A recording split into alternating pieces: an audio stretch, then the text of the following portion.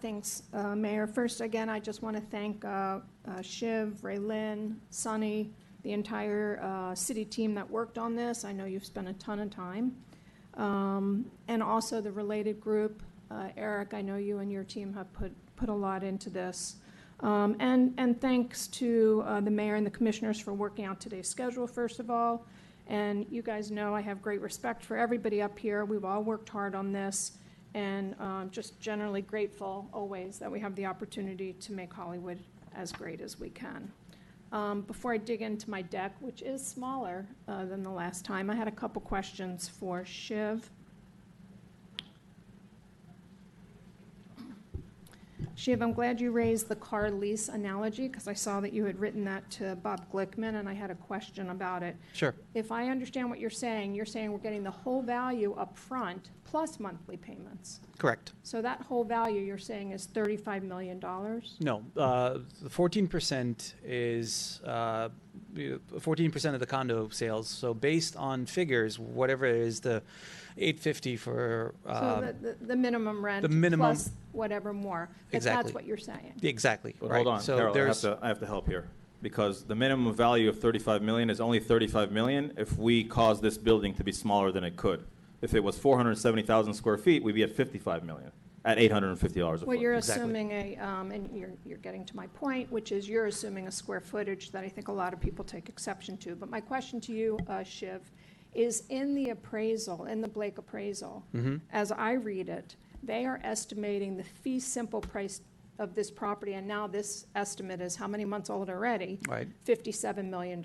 That's correct. So why aren't we getting $57 million as a minimum payment? We're not entitling it for $57 million. But hang on, we're getting that, right? We're getting more than that. How? The Blake appraisal, I'll break it down. The Blake appraisal does two things. It does fee simple, right? That's tradition when you sell the property. So there's a fee simple amount that's generated $57 million. Yep. But because this is not a sale, it's a long-term lease, we're getting the equivalent of essentially what will work out. They're using $800 a square foot, so you're looking at about $50 million in upfront value that's being paid. But we're also getting a stream of income with the $400,000 that's being generated. You take that and you discount that over the life of the lease, and that generates additional value. If you take that amount, combine it with the upfront payment, it far exceeds the $57 million that we're getting. So, right? So if you're looking at the $57 million, if it was a fee simple and we just sold it once. Your analogy was that we're getting the full value up front plus monthly payments. So I was trying to make it your as... analogy is an overstatement because we're not getting the full value. So we're getting up front. 90% of the value, 95% of the value up front, and 5% over an extended period of time. Okay. So it's 90%, not the full value. 90 to 95%. Okay. But if And my next question is, I think someone asked the question, why are we underwriting this project for the developer? And you said we were not underwriting it. But Correct. were this just to be regular real estate on the beach, Related would have to come in and purchase this. And I assure you, they would spend more than what they are spending to do it today. So in that sense, we are underwriting this. In addition to that, unless we get it fixed in this contract today, the $20 million that's allocated to spend on our community center and our benefits includes overhead, profit, and no precluding language from letting them subcontract to related companies, which is a tongue twister. So the concern I have is to say there's no underwriting, there absolutely is underwriting here. I think so. Why don't we define, address that? I think we identify underwriting as different. Like underwriting a project, when you're looking to underwrite any property, you're financing it, right? So we're not financing this property. We're the property owner. And okay, so I don't know related to other deal structures, but deal structures that I've worked in the past, we've gone in and either as a municipality, which I've represented, or in the private side, you go and you lock up an option. Right, you put property under a contract, and you have a certain period of time where you do your due diligence and your entitlements. So essentially, it becomes a risk-free development for both the landlord, and aside from the developer, in this case, spending the soft costs to get the project entitled. That's the risk that they're taking on usually when they're locking up very, very expensive assets. They're doing something similar here. So that's not an unusual business model. It's something we've done as a municipality here before, and something that it's been widely used in the private sector as well. Okay, a couple points I want to make. Ed wants to speak. I'm sorry? Dion? Oh, Thank you, Mayor. Vice Mayor, the city decides how much they're going to spend on these public facilities. We're going to negotiate with oh, I understand that. related to do that. The hard and soft costs, being in construction, hard costs are labor and materials. Soft costs are engineering and architecture. There's nothing in there about their profit margin or overhead or anything like that. Now, it might be for the contractor, but that will come in when he gives us his best and final price. Okay. My point is that Shiv said that these are things that we can audit, but unless they are addressed in some contract somewhere, there's nothing that precludes the related group from contracting with related entities to undertake some of this. So it's a massively profitable project based on the numbers that we're using. We're getting 14%, they're getting 86%. But the city's not paying any of those things. Why? Because they're getting the value of the public facilities in Right. addition to the $10 million. They're getting the value of the public facilities. Related is walking away with a profit, so I think that we have to be very clear in the contracts that Related is not allowed to double dip anywhere in those contracts. So And we'll one- get to one- that. I have, Mayor? Sir, one point Just to of clar- clarify, we're getting 14% of gross, not Right. net. I understand that. Okay. And 86% of gross, Carol, includes the cost to construct the project. Of course, Now, I everyone understand understands that. they're going to make They money. should walk away with about $100 million. Probably Okay? less, but yeah, it's close to that probably. And with The other point- ad valorem taxation, the city should be walking away with about $1.4 billion. Excuse me? And with ad valorem taxation on those units, the city should be walking away with approximately $1.4 billion Over the 100 years. over the life of the lease. Right, over 100 years, which none of us will be here to see that. Another point I just wanted to make to Adam about condo associations, and we can talk about this a little later, but in a typical condo association, the condo owns the building, and they own all the amenities around it. And so this is a very unique situation. So to say this is just a typical condo association, I take huge exception to that. This is a very, very unusual situation because they don't own the property. And So I have a question about that. So we are the ground lease, we're the ground owner, the landlord of the land, okay? Correct. Who owns the building in the 99-year lease situation? Who owns the improvement itself? I see Carter behind there. So, please feel free. The condo will own the improvements, other than the public improvements, which you will own. Right. But to be clear, this is not an unusual circumstance. There are many, many, many condos out there where they don't own the land. They On don't own the municipal amenities. property? Yes. How about the two towers at the Fontainebleau?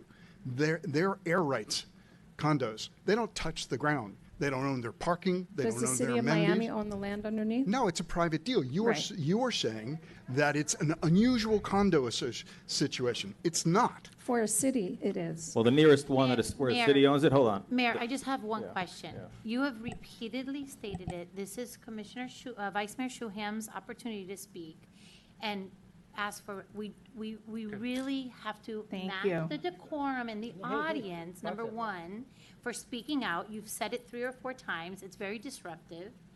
And let her answer her questions and have them answer them. But we don't need the interference of everybody else, please. That's what we're here for, is to listen so we could better understand before we cast our votes. We don't need the sighing and the oohs and the ahs and yelling back because it makes it that much more complicated. I'm asking, can you please just make sure you keep the decorum? Thank you. Can someone speak about the what's the Solimar project, I think it's called, in North Miami? I just want to point out to Commissioner Shuham that that is an example that's more akin to this. It's city-owned Solomia. property. It's Solomia. It's Solomia. 182 acres. It was a former landfill. And yes, there are condos in that project. It is on not only a 99-year lease, but a 99-year lease with a 99-year extension. from the city. That's the underlying lease deal. And there's residential there. There is residential, both condo and rental, and there will be more of both going forward. I think it's ultimately somewhere between 3,000 and 4,000 dwelling units and several hundred thousand, or probably close to 1 million square feet of commercial ultimately. Thanks. And if I could add, Mr. Mayor, because I do represent the North Miami CRA, that the property's in the CRA and it's generating a tremendous amount of TIF for that CRA that's helping redevelop the downtown of North Miami. And I just want to make sure I understand correctly, that property was not a P3 under the current statute, is that correct? No, because the current statute didn't exist at the time that the Right. ground lease was entered into. Okay, thank you. It was an And, RFP process. Just the other thing I wanted to point out, and thanks, Commissioner Clary, I appreciated that. It's my understanding, and I did not live here then, but that Westlake Village was proposed to the commission at 1,500 apartments and ended up being 750 units. When we left here on February 2nd, I thought there was one thing that we all agreed on, was that we wanted a smaller building, and yet there is nothing in this document to indicate we're getting a smaller building. It can be smaller, but the base design documents still show 30 stories. So that's just a concern, and we can talk about that a little more as we go on. But anyway, thank you. And Shiv, if anybody wants to jump in at any time during this, feel free. But I just want to say, you know, I feel as an elected official that we were not put here to rubber stamp a staff recommendation. We were elected to represent our constituents. And while we all respect staff and they work so hard at everything that they do, it's our job to bring our knowledge and our experience and our common sense and our judgment to every agenda item, including this one. When it was COVID, we were so grateful that you were here. What would we have done without you? And whatever it might be, if it's fleet vehicles, you know, whatever it is, each of us brings something to this table. So I just think it's very important that while it's a very impressive staff, we have a job to do up here, and that is representing our constituents to the best of our ability. And my work and my review since February 2nd and since I've seen these documents strengthens my opposition to the project. And a no vote today is what would reflect the will of the people in the city of Hollywood and what I believe to be best for the city of Hollywood in the long run, and I will explain why. On February 2nd, we had a ton of discussions about the contract. I was happy to contribute what I know, although I am not a developer lawyer, I am not a city attorney, I am a construction lawyer. I look at contracts between the guy hammering the nails and maybe his subcontractor or an owner. So this was out of my normal thing that I'm looking at. And I am grateful that as a result of those efforts, the contract and bringing outside attorneys in, the contract is better today than it was on February 2nd, and I'm very, very grateful. But we certainly, and I certainly, am not ensuring that those terms and conditions are appropriate for this city to sign. I think that a lot of the concerns I raised on February 2nd remain unchanged, and there's a couple of new ones that I'll get into, but before I get into the contract again, I want to talk about some of the other reasons that kind of got lost on February 2nd because it was so late. Some of the other reasons that I don't think that this is appropriate to pass tonight. The first is community opposition. The community opposition to this has been overwhelming. And if you don't see opposition in your district, then you're not getting the emails that I'm getting. The people in this city, they understand. Maybe at the beginning of this experience, there were some misconceptions. I do not think that's the case anymore. People understand that there is a financial benefit that will be lost if this project is not approved, and they are willing to lose it. Why? Because we have a very unique property, and when this all started a year ago, I will admit it, I had no idea how beloved this spot was. There are few places in the city of Hollywood that I think would generate the emotional outburst that this location has generated. And there is not a single advisory board, environmental organization, civic association, including any in any of your districts that has supported this program. Not a single one supports this project. Now, You might forget that Carriage Hills was here the last meeting and supported the project. on behalf of Caryl Hills? I Well, don't this- recall that. Now, I don't believe that there is a single contract term that can fix the problems with this project and can fix the emotional distress that our community feels over this project. In the last 5 days, these emails are copied to everybody. For every supporting email, I have received 15. 1 to 15 is the ratio in the last 5 days on my computer. And the craziest part are the 1 out of every 15 letters that support this project come from a website from a marketing company that is wrongfully touting the following statement: beautify Hollywood Beach and lower your taxes. Who wouldn't click that, right? But each of us knows that this is gravely disingenuous advertising. There is no way that this project is going to lower the taxes of a single resident in this city. It's a $3 million a year on a $750 million annual budget. And, I have to be concerned about the marketing that was used to get those very few letters of support. You can say your residents were intimidated, but no one is intimidated from sending an email to one of these commissioners. They did not come. They did not come.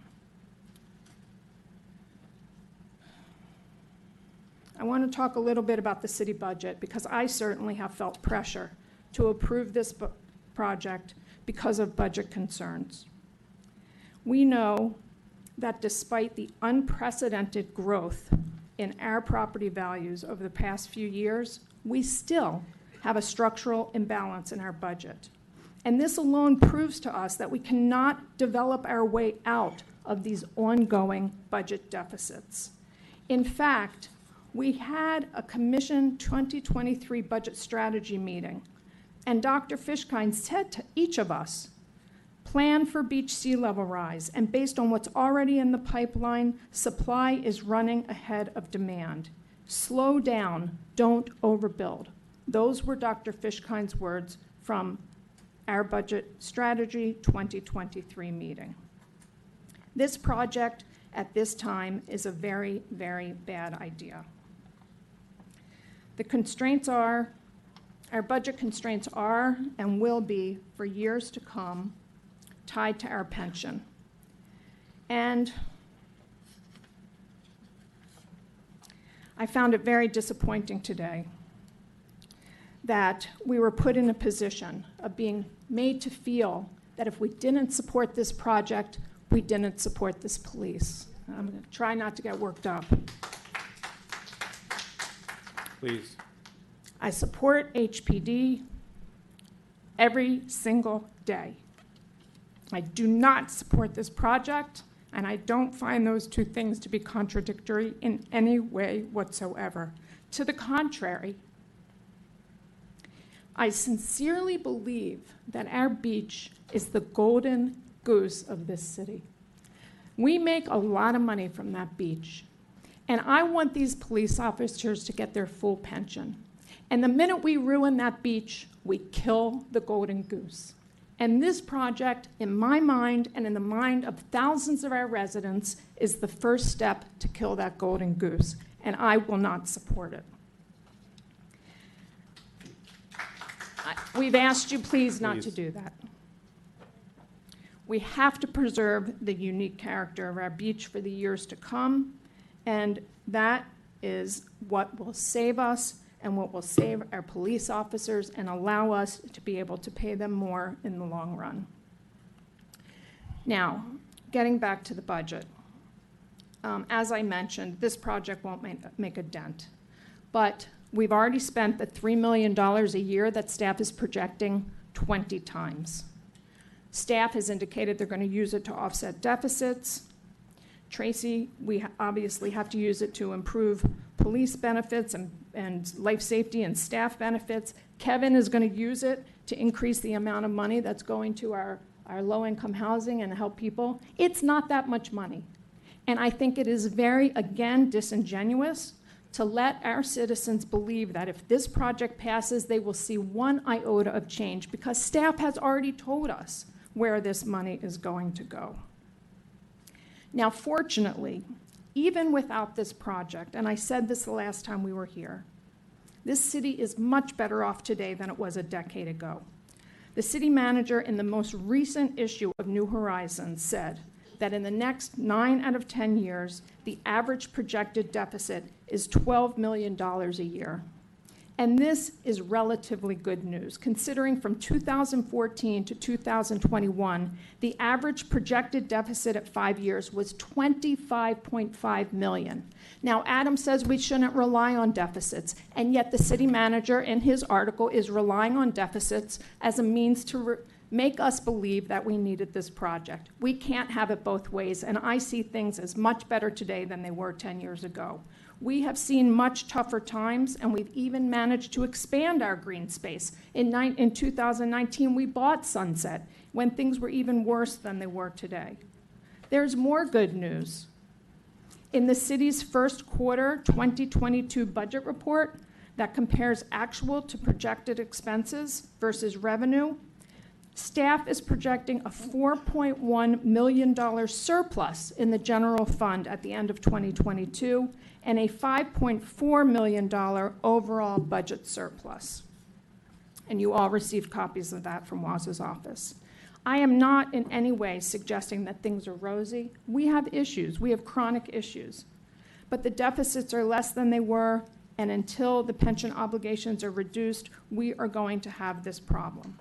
We cannot start giving up recreational space to solve these annual chronic deficits. Next year, what park is it going to be? This year's mine? It might be in your district next year or Kevin's district next year. We can't use the city's recreational space to solve this problem, because that is the heart of our city. Will it become a policy of this commission to build large residential towers in our parks and in our open space? I also want to talk about the financial deals, because I know that everybody's excited about $35 million. However, putting the budget issues aside, is this a good deal for the city? And I say no. The proceeds to the city remain completely speculative. We keep hearing about a $35 million minimum payment, and that's not true. I think staff is very careful to say it's a $35 million minimum value. Tell me how Right? that's not true, Carol. Well, because we're never getting $35 million in cash. And that's what people believe, and I think that's what even some people on this dais believed until we dug a little bit deeper. We're getting $10 million in cash, less $1 million to CBRE. And from our $35 million, we're not being gifted this community center. We're paying for it out of the same money that we're getting paid for the use of our land. So we're paying twice. We are paying for this community center, and we are getting paid, in my opinion, a reduced amount for this land. Now, based on condo sales that are happening, the $35 million is a minimum, but everybody's all pumped up. It's going to be much, much more. These condo sales are based on things that are going to happen years and years from now. And we know, all of us up here know, the fluctuations in South Florida real estate. Today's boom is likely going to be over before there's even a shovel in the ground on this job. In an email, I'm sorry, we already talked about the analogy to the car lease. But as explained by staff, there's the upfront value and then there's the annual payments. And unlike Margaritaville, where we knew exactly what we were getting each month and upfront, they were fixed amounts, it could only go up. We're talking about amounts here based on $750 a square foot, $850 a square foot, when the highest sales on the beach last year were at the Hyde, and that averaged $638 a square foot. So I'm gravely concerned that the $35 million is going to be it at best. And my concern also is that Related had $5 million in for the community center in its BAFO. Prices have practically gone up 50% since then. They've allowed up to $20 million in the contract for this community center. What do you think is the proper, or I have no the idea. market square footage? I have no idea. All I know is the highest sales on the beach last year were at the Hyde, and it was No, $630. I'm saying the cost per square foot to construct the. Oh, I don't know. I'm not a contract estimator. No more than $400. Again, the city has relied heavily on CBRE's expertise, and yet CBRE only receives this $1 million if this deal goes through. It can be a standard agreement across all of the state of Florida, but it's troubling to me.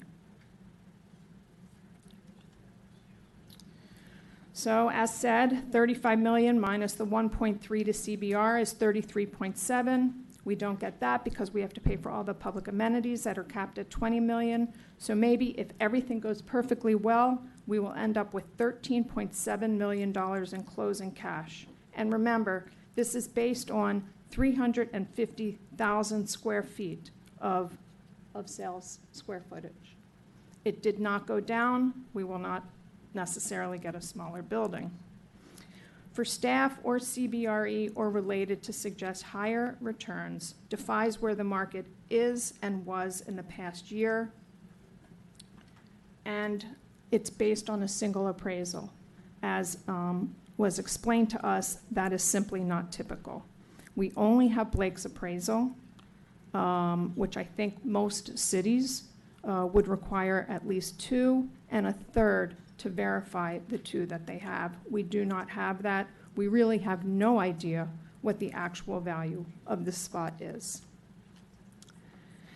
And also, when the average sale at the Hyde last year was $638, they actually bought the land that the building was sitting on. So they weren't just getting the building, unlike here. The other projected revenue, and I'm grateful that staff didn't spend too much time on it today, like the restaurant and things like that, is also completely speculative. We've heard from the community that they're really not interested in having the city be responsible for a restaurant.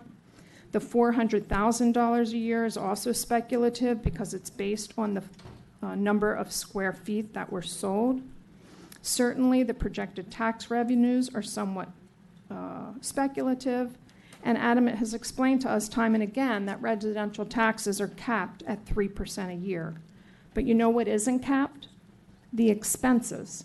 The expenses of having 135 to 190 new families move to the beach. And what does that mean for us? It means additional fire, additional public works, additional public utilities, big-time public utilities because we're in a flood zone, additional everything, and additional expenses to maintain this new community center. And with the cap on how much the ad valorem tax can go up, and the fact that this is 100 years, it takes a mathematician, but I could actually see down the road where the expenses that we're incurring as a result of building this building are approaching the tax revenue that we're going to be getting every single year from this. Wow. That's kind of laughable, Carol. No, it isn't. Yeah. 100 years from now, 100 years from now, the taxes on this building will be equivalent to the values 100 years from now. a 3% capped a year. No. And expenses actually, are not Actually, with resales, it adjusts higher. Okay. So, let's see, we talked about that,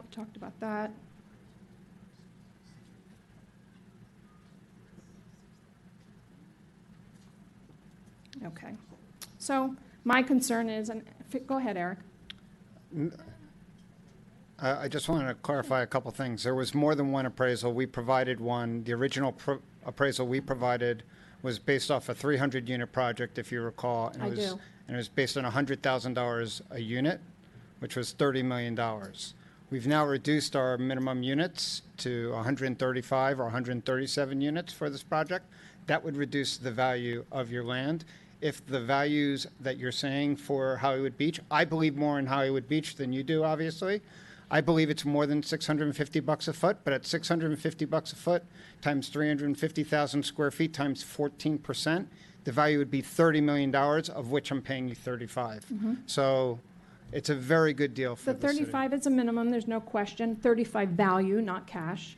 But we're That- talking, when we're looking at these charts, we're seeing all the numbers for bigger square footage and more cost per square foot. And I just want my fellow commissioners up here to understand that that is not a gimme. It's The- completely speculative my based po- on the market.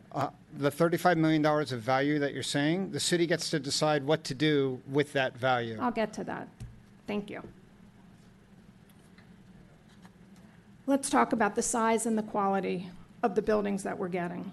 When we left here last time, as I mentioned, we all agreed that the building should be lower, and yet it's not. And so now, supposedly it's going to come back to us. I have- Carol, you know very well that this document doesn't talk about the height of the building, and that's an entitlement. Yes, it does, Josh. In the schematic document at the end, it says 30 stories. No, actually, Yes, what Exhibit what C what says control? 30 For the stories. record, I didn't agree that it should be lower, and I'm getting residents texting me telling me that if we're giving up revenue, we shouldn't build it lower, because building it lower isn't going to get any more support. If you're against it, you're against it. If you're for it, you're for it. There's no middle ground. There's no compromise here. You know, we talked about compromise. All we're doing is I was for it before I'm against it. You sound like Joe Biden now. Well, thank you. I take that as a great compliment. I wasn't against the height either. Far from it. As we said, the neighborhood is restricted, 65 feet or 5 stories. I personally have been asking Related since the get-go to reduce this. So there was plenty of room for compromise, Kevin. It never happened. The building Carol, next even door when- is 10 even- stories. Carol, respectfully, even when at the last meeting we went and said, okay, Commissioner Kaleri actually said, you know, I want this to be lower, I want a compromise.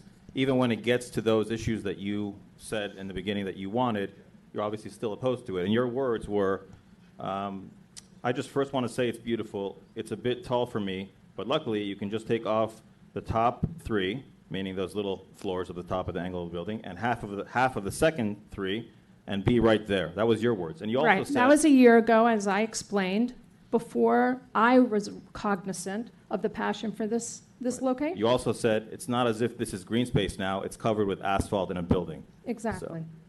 Thank you. Appreciate that. Anyway, the neighborhood currently is restricted. No other owner could build something like this at that location.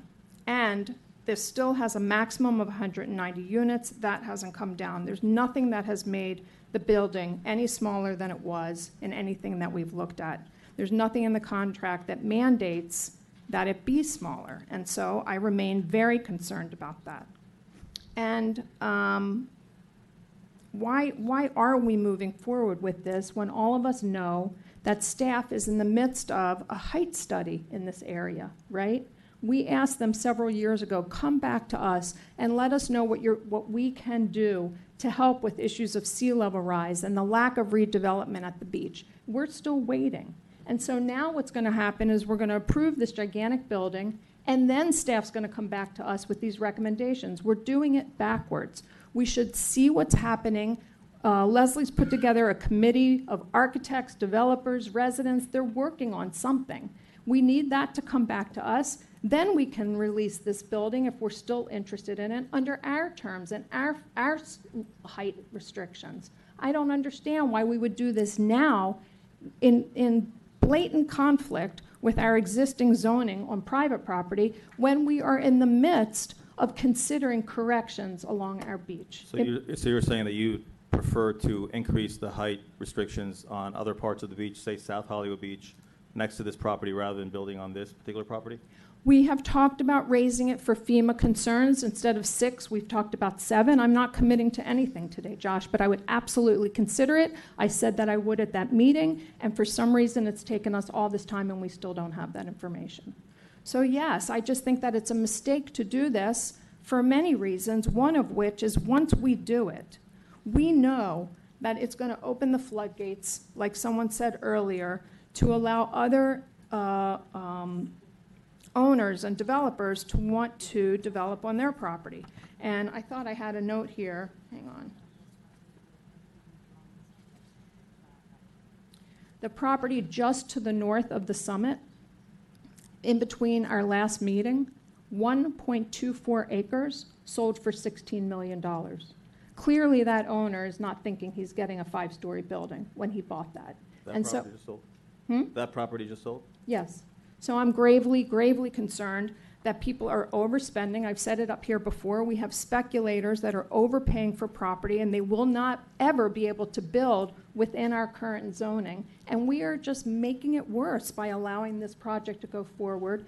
And I think especially in light of the fact that we had a commitment that we were going to look. We talked about bookends, we talked about smiles, we talked about all these different things. And why are we doing this now? Let's not do this now, and let's make it part of a much more comprehensive plan. That's my suggestion. And Kevin, that would include a compromise. So I think that's not fair to say that. The building next door to this one is 10 stories, so there's a lot that we can look at. But we should wait until our expert staff gets back to us. A thing that I'm very worried about is that community center. And I think Eric just said it, that the $20 million is the most that we can spend, but we can spend a lot less. And I'm very concerned, especially when I hear about all the different directions that people want this money to go, that the beach is going to end up with a community center very similar to what we have now, because the cheaper we make it, the more money there is to distribute to the rest of the city. There is no guarantee that what we will get will look anything like what is in these drawings. So that's a big worry of mine, especially in light of the escalation in material prices. In 3 to 4 years, when this building is finally complete, this developer walks away, and we will be left to deal with an unfunded condominium. And that doesn't even exist today. And again, the difference between that and where I live in a condominium is that I own the land. And believe me, we have so much trouble in our little 34-unit condo keeping it all together. So to expect that this city is going to have a smooth relationship and no problem over 100 years with this building is ridiculous. We can't even deal with the tiny bit of public property that we've entrusted to 2 existing condos on the beach to take care of. Every day is a fight on those 2 issues on such a small scale, and this is a huge scale. And whoever said that we shouldn't raise Surfside, we absolutely should raise Surfside, because there is huge speculation that that happened as a result of negligent maintenance of that building. And this negligent maintenance, if it happens, is on our property. So I understand that we wanted a condo, but now the reality of it coming so to us and seeing the real risks, Surfside hadn't happened when that decision was made, but I am worried about that. So you're saying you prefer an apartment building? No, I prefer no building. Or a low building. Or we could cut off a strip on A1A and sell it to do something like the Quint, which is what I have suggested time and again. So, land speculation we've talked about. We are opening the floodgates for others, and I've said that before. Our job is to dissuade speculation on the beach so that we actually get actual redevelopment, not continually encourage people to overpay. And here it is, I found my notes. 901 South Ocean just sold for $16 million, yes, 1.2 acres, and there's only one explanation for that. And if that happens, then we can talk about the cute, quaint Hollywood, but we will end up with Sunny Isles, and there's no 2 ways about it. There is no 2 ways about it. As older buildings on the beach become unrepairable, they will be torn down and they will be replaced with large buildings like this. And we will lose our uniqueness. And I happen to disagree with Commissioner Clary. I do think that those crowds on the Broadwalk are here because Hollywood is so unique. That is why they love it. Additional issues right now, it's dark at night there for our turtles. It's one of the few places on the beach that's actually dark. There are no shadows during the day for humans. It's one of the only places on the beach where there's no shadows for humans. There's no resulting economic development like we intended in Margaritaville. Plus, we have the legal challenges based on our charter. There will be legal challenges that we're inappropriately disposing of property. There will be challenges to the P3 statute compliance. There will be challenges as to what the deed of the Summit Exchange property actually means. And, just because we can do something, that we can maybe do this, does not mean we should. It is illogical to construe that open space given to this city in exchange for density should now be used to create density at the beach. I don't think that I think it's morally incorrect to do that. And, I appreciate what you said, Doug, about the comments from the commission meeting in September of '74. While there was discussion that it could only be the pavilion would be limited to whatever the wording was, municipal purpose, 3 months later, it went from just the pavilion to the entire tract being constrained with this language. So I don't think that we can in any way look to those meetings to speculate, because it changed so much from the day of the meeting into what was actually put into the deed. That's incorrect. I'll get to it, though. Okay. I worry about, and residents have talked about this, the building is in essence a wall on A1A. And despite the fact that there may be more green space, that the building is not physically touching the dunes or physically touching the sand, we are creating a private condo on public land, and there is no doubt that there will be a subjugation of the public amenities behind it. And to date, there is nothing in the contract that prevents these private 130 to 190 owners from kind of taking over, from parking in all the public parking spaces, et cetera.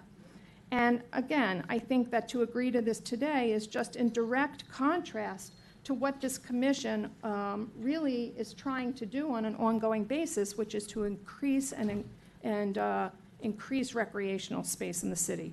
Real quick, I just want to touch on the contract. As we had mentioned, not everything I raised, and certainly I wasn't expecting everything I raised on the second to be covered, but I still have some major concerns. Again, I'm not the city lawyer, but the parent guarantee of Related's parent company ends the minute the building is constructed. So it doesn't even last as long as the statutory developer warranties given to the residents. So yes, the warranties don't run to us, they run to the residents, but if they can't sue the developer, I promise you they will sue us, and there will be no one there to provide our defense, because Attorney, can you answer that? Because she's promising something. I want clarification on that promise. They have nothing to sue the dirt landowner for. There's I want there's a no pro- there's no there's a cause of promise action from- There's against. no cause of action. It's a frivolous lawsuit. It's a I would frivolous I would lawsuit. recommend the city attorney send to the lawyer who files it a 57105 letter telling him if he doesn't And withdraw who's it. going to pay our attorney's fees? The attorney and the If we plaintiff, prevail on that. which we will prevail on summary judgment. Okay. There's no security for the condo's financial obligations to the city. This is something I expressly asked for. So they owe us $400,000 a year in rent. They have to have money to buy the insurance that we've talked about, and yet there's no obligation for them to reserve for these amounts. Again, we'll have to sue them. And I have heard the city attorney and others say to me, Caryl, we have to sue people all the time. This could be easily resolved by requiring a letter of credit from the condo. Harold, do you pay your association. bills? Do you pay your bills like I do? We all pay our bills, right? Yes. The condo will pay its bills. Okay, Thank you've you. heard it here. Come on, it's no different. It's not fair. Mayor, is it appropriate to call for a vote? Not I'm yet. almost finished. I also worry because this contract has incredibly broad language for the city manager, and we've heard We tonight changed that today. repeatedly. What's that? I thought that was changed today. It was corrected.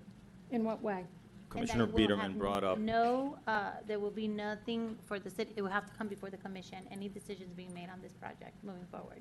Any decision on this project has to come to this commission coming forward? No.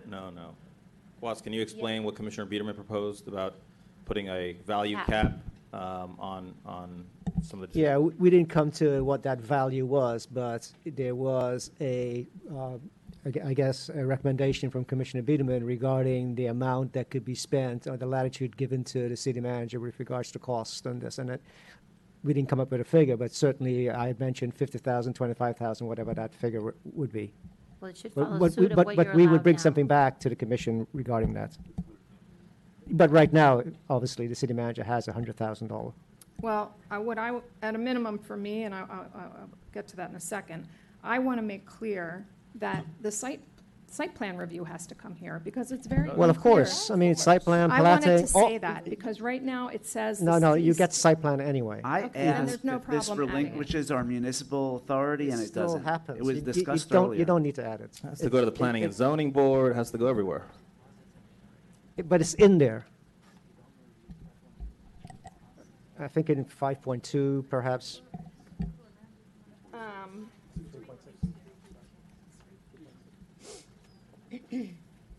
I'm just looking at the comprehensive agreement. I'm looking at 5.2 or Article 10 of the 3.6. comprehensive agreement. Section 3.6 of the comprehensive agreement provides that the parties acknowledge and agree that the development of the project will require the approval of certain applications made by the developer to the city, acting in its regulatory capacity, including applications for quasi-judicial approvals by the city commission or any other agency, board, or official of the city. Okay. Article 10 says, subject to the approval of the city attorney and excluding only those matters that require a 5/7 vote. The CM has authority, and you go down to D, execute on behalf of the city any and all consents, agreements, easements, license applications, government approvals, or other documents needed to comply with applicable regulatory procedures, and secure permits or otherwise needed to accomplish the construction of the project and any alterations. For me, I would not want to move forward without this just being cleared up. I mean, it doesn't sound like anybody's disagreeing. I don't find that not to be so clear, but go ahead. Well, it's, Because there's a difference between the city manager executing documents, which he does every single day as Right. city manager, and those documents that basically I sign as mayor. Right. What comes before us in a resolution or a decision of the city commission is always a decision by us, sometimes executed by the documents flowing from that decision, executed by the city manager. But it looks like Shiv and Raylene want to answer. Yes, we just wanted to clarify. There's two functions for the city in this document, right? We as a landlord and we as a regulatory figure, we're a governmental authority. In the section you just referenced, there's two words, property owner. In our role as property owner, that needs to be in our capacity as property owner. And that's the flexibility that's allowed the city attorney acting in his role of as the property owner. Because our role as a governmental authority that's reviewing the site plan, any modification to the site plan, he has no authority as a property owner to make a change to a site plan. That has to come back to the city. Because the body that finally reviews the site plan, because it's government use, is the city commission. So all entitlements essentially will end with the city commission. You'll see the height, you'll see the density, you'll see all this stuff. And if there's any modification that's needed beyond the baseline design, that comes back again to the city commission. Correct. So there's a ton of protection that reverts back to the city commission, ultimately in our role as a governmental authority. And the delegate authority is very specific to the city manager acting as a landlord or owner in this capacity. And Okay. Thank you. For me personally, I would want that clarified. I'm just going on the record saying it, because I know down the road, when people try to interpret these contracts, they're going to try to interpret it to avoid coming to the commission. I won't go into anything. I feel like the liquidated damages are too low. Is that a motion that you want to put it in? Because I will second Yeah, that motion for I'm going to make a clarification. motion in a minute. Just put it in. to What's amend that? your We'll put it to the approval. commission. We have We to be talked about- transparent. What? I said, I have no problem. Okay. I have no problem with, It's transparent anyway. I know it is, but it's an attorney that you obviously going toe-to-toe.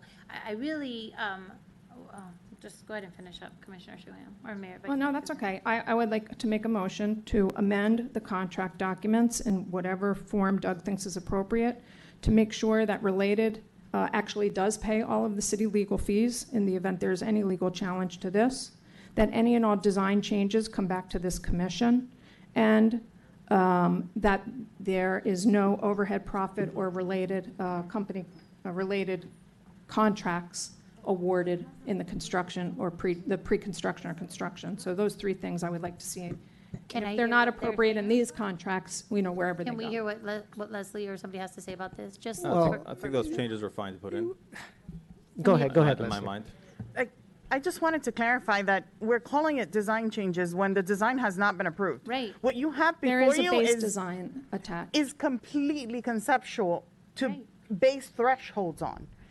That is completely conceptual, so that you Okay, could so have a then it has to basis come here for to the approve any threshold. design. That's fine. Absolutely, Yeah. Right. absolutely, and not just the design and site plan. The land use amendment, which comes twice, then goes to the Yes. county, the street vacation, Okay. the platting, all of those things will come before you. But Leslie, haven't you mentioned this already like twice? We just have to listen, yes, we get caught up in all the minutia, but she said this twice already, so, I Yeah. mean, but if I mean- if you want to make a motion to make it. Those are I'm the fine with three, it. those are the three things I'd like to see written into Fine, some second, contracts along the way. second, Okay. Second, it's not going to change anything, it's going to keep it on the straight path. It's A fine. lot of us, I know that we've talked about that we're making decisions tonight based on the facts. Fact, our city zoning precludes private buildings over 5 stories or 65 feet in the neighborhood. Fact, unbelievably, nothing in the agreement commits the design to be less than 30 stories. Fact, the closest building approaching this is a half a mile away at the Quatermain. Fact, there is no guarantee that the city is going to receive $35 million in cash when the condos are sold. Fact, the developer is using 800 square feet to estimate when we know the highest average sales at the Hyde last year, and they were only 638 feet. Fact, the city relied on a single, possibly flawed appraisal and advice of CBRE in structuring this deal. And These are all your alternative facts, apparently, Carol, but keep going. Okay. Fact, when the construction is over and the units sold, Related will walk away with astronomical profits, leaving the city to deal with a yet-to-be-established condo association with no contractual obligation to fund or secure its financial obligations to the city. And the most important fact is that the overwhelming percentage of citizens that have reached out to us oppose this project. Okay. I just want to say in closing, and this is it,